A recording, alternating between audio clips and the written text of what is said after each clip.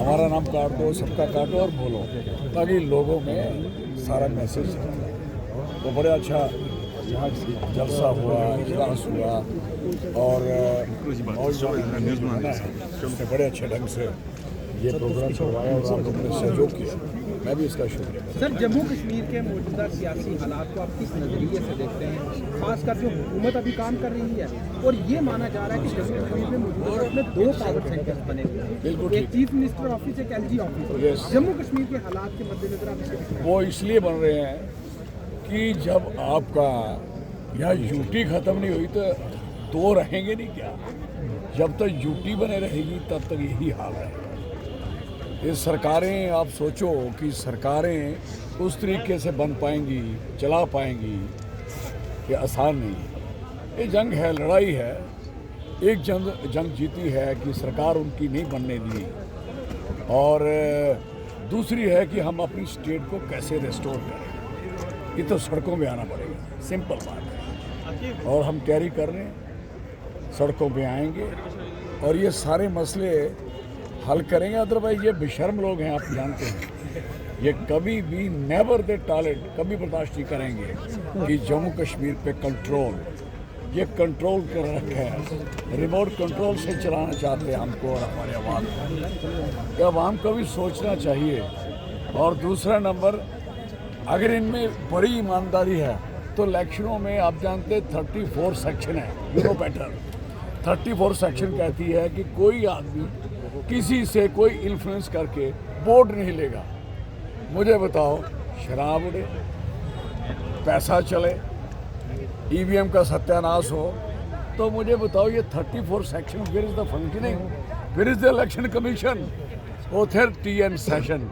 अब सब फ्रॉड है, सब झूठ है, कोई इलेक्शन नहीं जीत पाएगा जो हाल बन गया। आपने देखा नहीं, अभी महाराष्ट्र में 31 MP हैं, तो आप सोचो वहाँ कहाँ चले MLA बन पाए, क्यों नहीं बन पाए? वो एक इकोनॉमिक सेंटर है पूरी कंट्री का, उसको कब्जा करना था, कर लिया। और तो आप क्या सोचते हो कि उन्होंने इलेक्शन लड़के जीता है? पैसा MLA के इलेक्शन में 45 लाख, तो आप खर्चा कर रहे हो 200 400 करोड़। हमारा तो एरिया अभी गरीब है, यहाँ भी 3-4 करोड़ के नीचे 4-4 5-5 करोड़ खर्चा बीजेपी के लोगों ने। ये हाल है। ईवीएम पे सर, आप समझते हैं कि ईवीएम की गड़बड़ होती है, तो इसके खिलाफ भी क्यों एक आवाज़ ऐसी तारीख की जाती है आपकी? खिलाफ की, इलेक्शन कमीशन को कहा, गवर्नमेंट में कहा, पार्लियामेंट में कहा।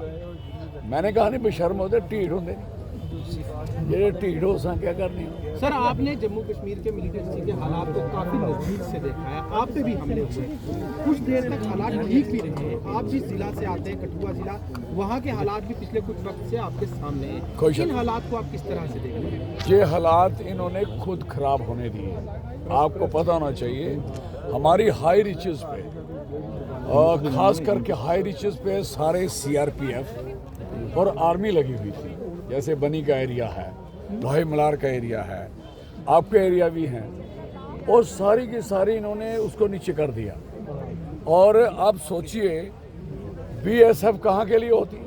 बॉर्डर के लिए, और बॉर्डर से उठाई तो कहाँ भेजी? इलेक्शन में। बॉर्डर खाली क्यों छोड़ा? आप क्या सोचते हैं बॉर्डर भरा था? अगर बॉर्डर की पुलिस इनके पास इतनी ज़्यादा फोर्स है तो फिर वो बॉर्डर पे, इसका मतलब है कि ज़्यादा फोर्स है ना फिर। तो अगर ज़्यादा, तो ये हालात कैसे हुए?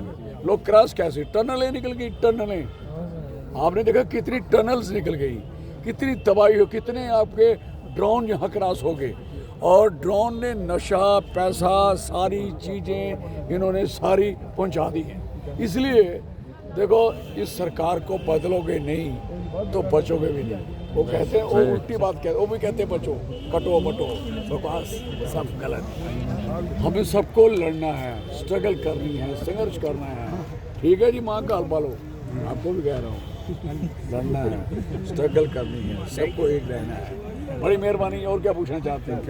Thank you sir. धन्यवाद। Okay sir.